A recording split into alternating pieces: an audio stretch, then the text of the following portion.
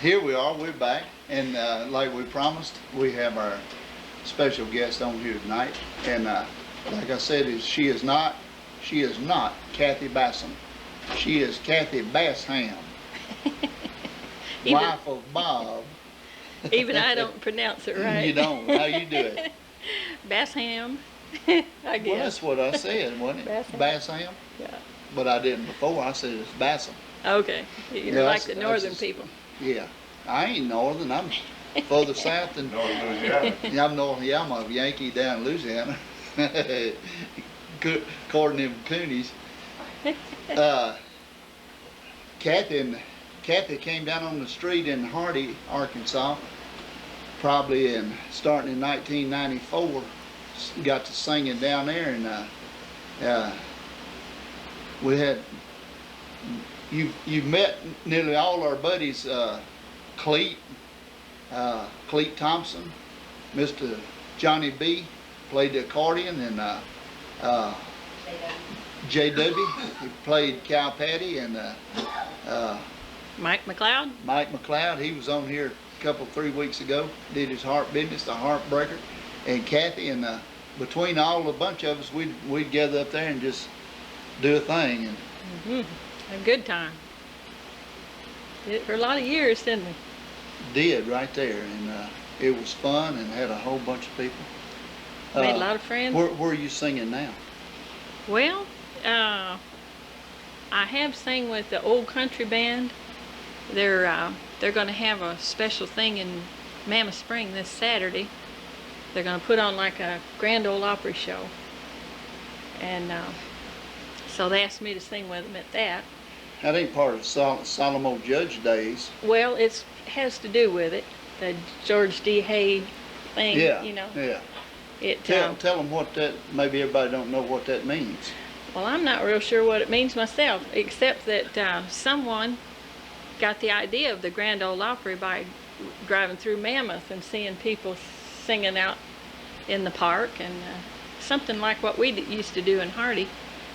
And so I'm not real sure on what they're doing. Is that about it? Yeah, it inspired the Salem Old Judge days there in Mammoth Springs. Back when they started doing it, inspired the Grand Ole Opry. Okay. And so that's where they're. And they're trying to get a museum going and getting things George donated D. Hay from. started the Nashville Barn Band from the idea he got in that, George D. Hayes started the Nashville Barn which Dance, was later the Grand Ole Opry. which Mammoth Springs inspired that, and that later became Grand Ole Opry. Well, that's He it. was the MC, Okay. Well, that's. Salem Old Judge. And that's how the Grand Ole Opry used to stop and start, is the Salem Old Judge would start it, and then he'd end it. Is that not correct? Right. And all that was inspired by that, what they were doing up there in Mammoth Springs. And y'all gonna sing up there when again?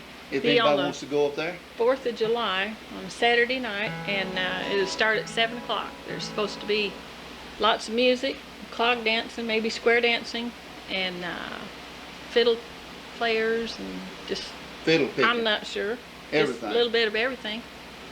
And they're looking forward to doing that for people.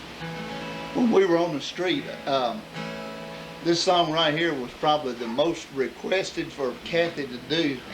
She started doing this song, and then she was stuck with it. I sure was. I guarantee you, and you couldn't get away from I it. I still can't. Still It's can't the get most away. requested Well, song. Harper Valley PTA. It's easy for you to say. Won't you do that? All right, I will. I want to tell you all a story about a Harper Valley widowed wife who had a teenage daughter who attended Harper Valley Junior High. Well, the daughter came home one afternoon and didn't even stop to play.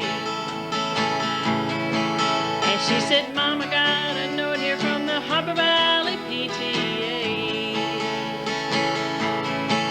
Well, the note said, Mrs. Johnson, you're wearing your dress is way too high. reported you've been drinking and running around with men and going wild. And we don't believe you ought to be bringing up your little girl this way. And it was signed by the secretary of the Harper Valley PTA. Well, it happened that the PTA was gonna meet that very afternoon. And they were sure surprised when Mrs. Johnson wore her miniskirt into the room. And as she walked up to the blackboard, I can still recall the words she had to say. She said, "I'd like to address this meeting of the Harper Valley PTA. Well, there's Bobby Taylor sitting there, and 7 times he's asked me for a date. And Mrs. Taylor sure seems to use a lot of ice whenever he's away. And Mr. Baker, can you tell us why your secretary had to leave this town? And shouldn't Widow Jones be told to keep her window shades all pulled completely down? Well, Mr. Harper couldn't be here 'cause he stayed too long at Kelly's bar again. And if you smell Shirley Thompson's breath, you'll find she's had a little nip of gin. And you have the nerve to tell me you think that as a mother I'm not fit. Well, this is just a little Peyton place, and you're all Harper Valley hypocrites. No, I wouldn't put you on because it really did. It happened just this way. The day my mama socked her to the Harper Valley PTA. The day my mama socked her to the Harper Valley PTA. All right. Thank you. Yeah, thank you. Kathy always, she'd come down on in the whole bunch there. She'd sing always forever. She'd get a song that nobody knew. It was a brand new song. So we'd have to sit around. When we was picking, you had to watch everybody's fingers. If you don't know the song, see when to change. I became an expert. I can change so fast that if I can just see them going somewhere, and I can change my keys, my chord. We had a lot of train wrecks because I did that. I would learn the song and I would think everybody else knew that song just as well as I did. And that's what they called it when everybody would be in different keys. We'd say, "Oh, we had." No, that's called getting murdered. Well, yeah, that too. I remember somebody saying, "Boy, we sure had train wreck tonight." Yeah, It's usually on my songs. Yeah, well, yeah, that could happen. But I hung in there and they learned a lot of them. We learned a bunch of them. Yeah, you sure did. And speaking of the train, the Burlington Northern comes right by there. And you could be right in the middle of a song, just getting it good and loud and everything, and the train coming just drown you out. You just have to kind of look around and see, and you see everybody's hand just keep going and see their mouth moving. And you couldn't hear nothing until the train come by. I hope everybody's in the same spot when the noise got. And one night, I got to tell this, old Jim Flower, he was playing, he was going to sing a serious song. Now, I don't know if y'all remember this or not. And there was about 250, 300 people right there on that square. And there was 18-wheelers coming up and down and trains coming up and down. And when Big Jim started his music to sing, and this was a very serious song, there was no boy in a pickup truck, had a big old dog up in there. And that dog looked like he was trained, boy. He stuck his feet up on the side of that pickup truck, and just when Big Jim started, he said, "Woo, woo, woo, woo, woo, woo, woo." And it caught him. I mean, it's just like the dog did it to him, you know. And dog, I say, he couldn't finish. He was running right there on that song.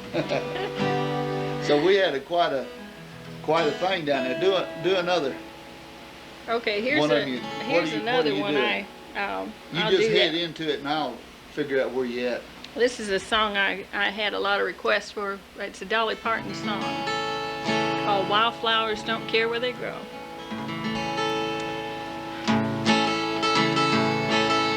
Fields were alive with wildflowers, and I was as wild, even wilder than they. Or at least I could run. They just died in the sun, and I refused to just wither and play. Just a wild mountain rose seeking freedom to grow. So I ran, fearing not where I go. When a flower grows wild, it can always survive. Wildflowers don't care where they grow. And the flowers I knew in the fields where I grew were content to be lost in the crowd. They were common and close. I had no room for growth, and I wanted so much to branch out. So I uprooted myself from my home ground and left, took my dreams and I took to the road. When a flower grows wild, it can always survive. Wildflowers don't care where they grow.